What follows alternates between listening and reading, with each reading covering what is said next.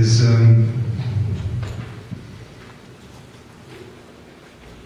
we'd just like to ask you to share one profound memory that you have that you would feel comfortable sharing with us this evening, and a memory that has impacted you.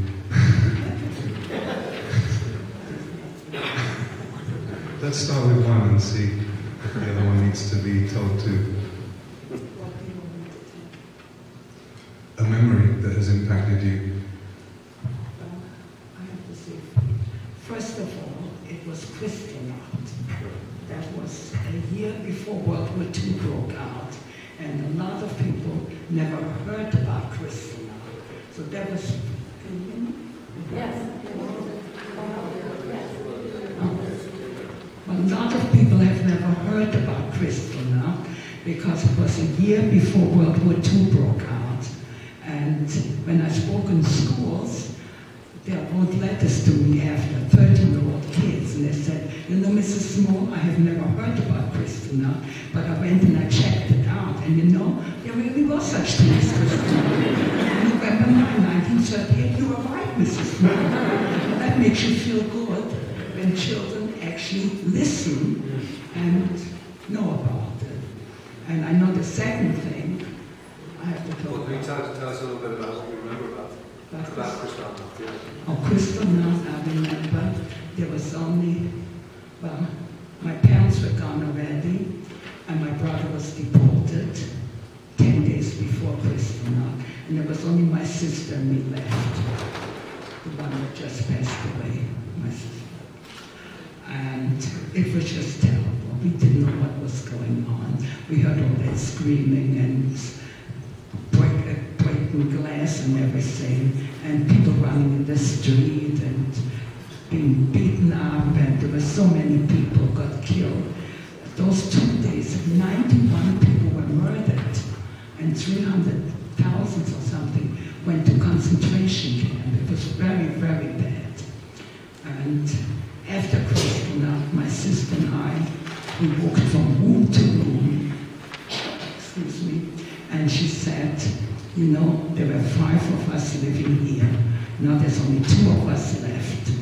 What do we take and where do we go?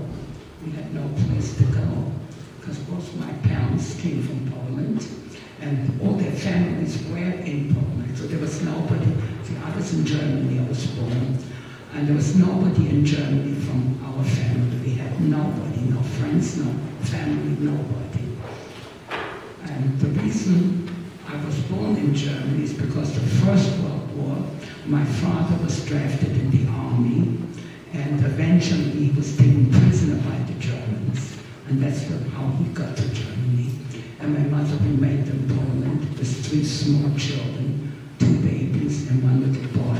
That's the only one that I knew. The 2 babies died. I never knew why. Maybe malnutrition or no food or something. I really don't know. But the oldest one remained, and that's the only brother I ever knew. And eventually they came to Germany, and there was nothing left in Poland. Everything was broken. And once they were in Germany, they didn't want to stay, but you can't just pick up and go. You have to have a visa, you have to have somebody to vouch for you. So they remained in Germany, and then in the early 20s, my sister was born, and I was born 2 years after her. But then, after Kristallnacht, they were out in the street, and God really sent me an angel. His name was Albert Brush. He was a German Jew, married to a Christian German woman. And I think he was a business acquaintance from my father. And he recognized us. And he says, what you 2 girls doing out in the street in this cold weather? And what's the little suitcase? We just took a little change of clothes. We couldn't change it in the street anyhow, because we had to sleep out in the street in that cold weather. So he said, I said, well, they threw us out from the apartment because we are minors. So he said, oh, you're too young to stay in the apartment, but you're old enough to be out in the street? I said, yeah, looks like it. He said, well, I remember your mother passed away a couple of years ago, but what happened to your dad? I said, he just died a couple of months ago. But didn't you have an older brother?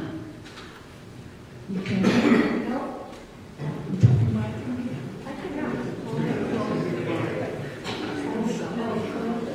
I'm sorry, no, it's better now?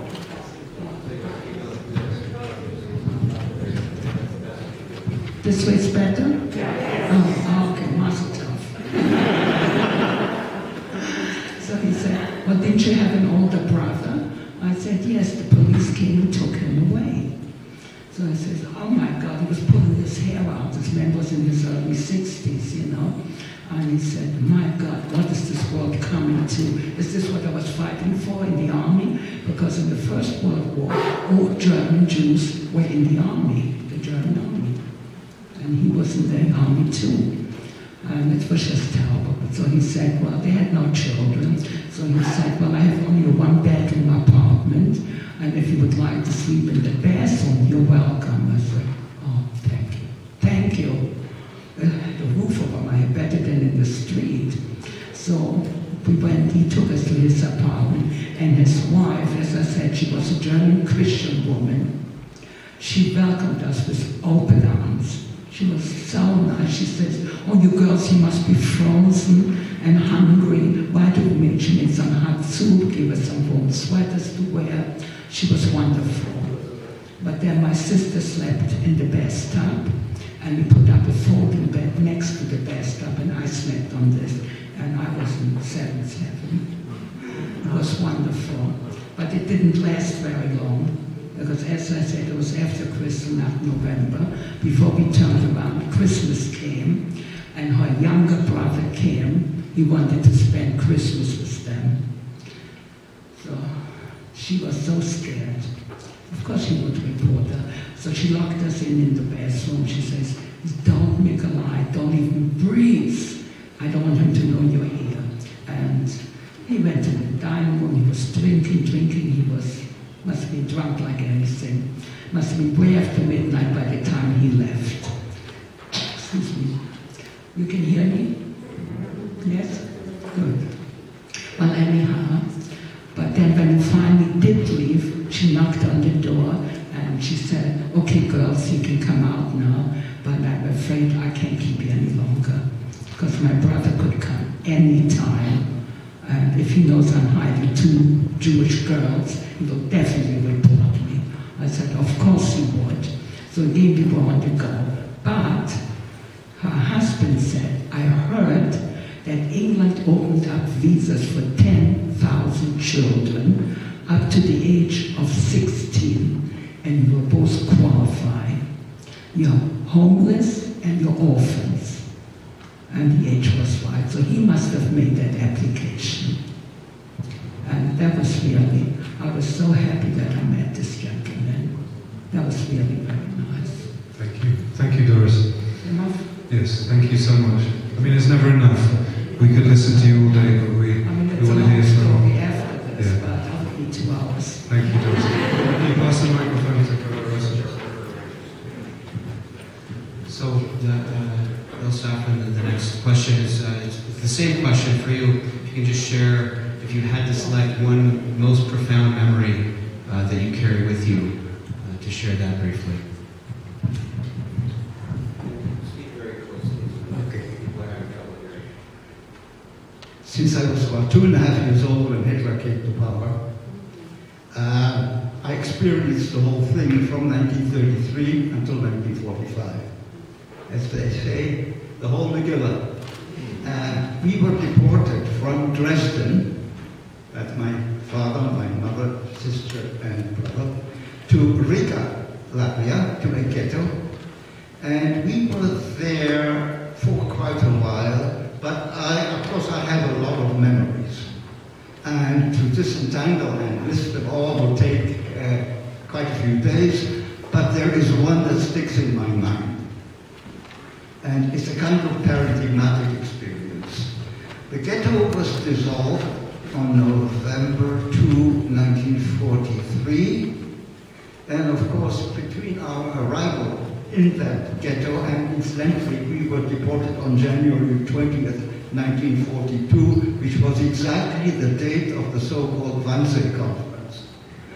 At any rate, the ghetto was dissolved, and while many of those dissolved, everybody had to assemble in front of a group of SS and Gestapo people, and our family came. And what happened here is that the officers waved their hands. One side you go to a mobile gas van, the other side you go to a forced labor camp. Well, of course, we managed to get to the right side, the living one. And this is, I would say, the experience that I can't possibly forget because it was a make or break. What happened thereafter, that's another long story, but I will stop right here because I don't want to keep you forever. Thank you, Bill. So Lola, we're going to ask you the same question. If there's one memory that really sticks with you that you feel you can share with us this evening. What I want to make clear first, that when I came in here, I wasn't really planning to sit in here, but the two rabbis were in the hall, and they asked me, and I couldn't say no. This way I went up right here. But anyhow, the most memory, it's probably very close to yours, that they took all the Jews out in farmers market, and they separated in groups. My mother was 40 years old, and she was the old lady. She was between the old people. Of course, I was with the 12 and 40-year-olds, and we were trying to run back to my mother, and she said to me, "Go save yourself." And that what really, is always on my mind when she said the last time, "Go save yourself." And after that, it's very hard to explain when you come out from a normal, healthy home where your parents are lovable and they give you the best home you have, and they take you out to make of you a slave. That is the worst part about it. When you lose your young years, the best years of your life, you lose, and you are a slave, and you see no way out. And you slave from the morning to the night with one slice of bread, and you have to split that piece of bread in half in order to survive the day. And I had really, my sister was for 6 years older than me. And one day she said to me, "Can I have your bread?" And I said, "What are you talking about? What should I do?" And I refused really to give it. I said, "You have to learn how to split that piece of bread in half, and to eat one piece in the morning and one piece when you come home from work." There is so many things that stay with you. But you make really, when I went out and walked out from the concentration camp, I had the worst time of my life because I didn't have anybody.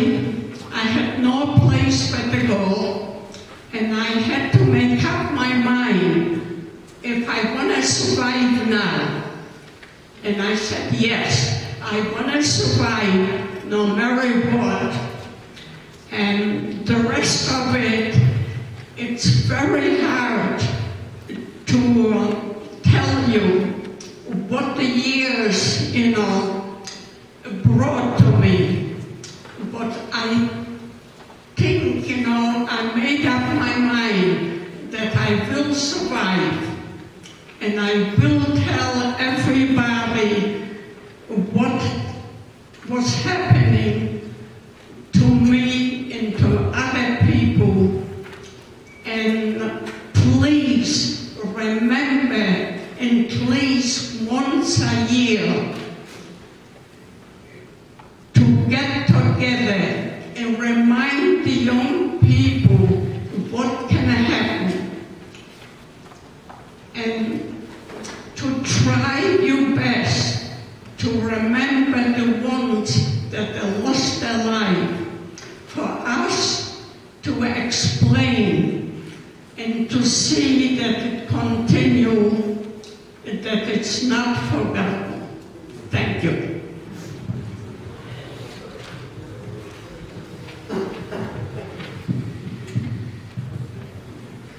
So Irene, really the same question to you. You're the profoundest memory, the one that sticks with you, that you feel that you really need to share.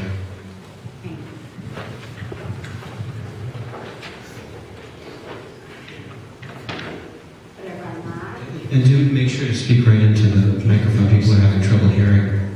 You need to tell me what to do there, right? Rabbi Ross and Rabbi Mark, I need to tell you, maybe disappointed, the hardest thing that you asked me to speak about would be the separation of my mother, my siblings on the arrival to Auschwitz. And I really cannot get over the pain and the memory of that incident. So I will not dwell on that. But I will tell you about the thing of what made me survive. Is it close enough? No, close. Okay. I survived against many, many odds. And one of the reasons that made me survive, because we were 4 sisters together in Auschwitz, which is one of a million, probably, that we were together, first of all, and secondly, that we survived. And so our aim was from the first day of the morning when we woke up and said Moidiani, our aim was to see to it that we stick together, even if we didn't hold on to each other or sat in one area, but we could see each other from a short distance. And luckily, we did survive, and it is a miracle. We were in Auschwitz. I was in Auschwitz from April of 1944 until about, I did not have a calendar. Nobody told us what time of the year it was. We had to judge it by the season, by the moon. We knew there was a new moon, so we knew a new month is coming and one has just passed. And so it was about 7 to 8 months that we were in Auschwitz. Our lives were in danger every day, and I mean every day. And in order to stay together, we had to improvise all sorts of things during selections. During selections in front of Mengele, when you had to strip naked and stand in line and raise your arm, and Mengele would stay to your left, and he would look to see if you still had some flesh or muscles left. He would have a little stick, a bamboo stick, and he would point it to the left. and that means that you could pass, and you have succeeded.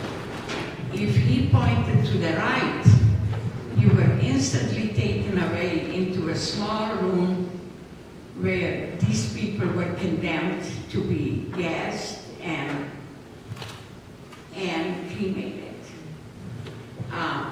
Thank God, Hashem was with us. Our strength for each other, the love that persevered, is unbelievable, and still is. I still have, out of the 4 sisters, I still have 3. I have 2 of them. 2 of my older sisters living in Brooklyn, in Borough Park. One is going to be 99 on the 28th of this month, and my second sister, Haichu, will be 97, April 17th, and I am 91. So here we are. And that has carried us to, I am one of 10 children. We had a very strong bond for each other. And we had to do many, many things to be able to survive Auschwitz. After Auschwitz, we survived 2 other concentration camps. But our biggest danger, our daily and hourly danger, was in Auschwitz. There are a few things that I am very personally very grateful for, that I had the courage, the strength, the love for my sisters and myself, of course. We all love each other. We love ourselves. To do things which are unimaginable to survive and to hold together. And the time is very limited, so I won't be going into that. But I do want to emphasize that the most important reason that I am here is for you to remember, never ever forget that yes, you had seen us, you had heard us, you could even touch us. The Holocaust did happen, even though there are already people in the higher echelon, professors and so on, writers, who write saying it's all a lie, including the president of Iran. So therefore, please, tell it to your kids and to your grandchildren to always remember us, because we are the last of the last, and there won't be too many after us.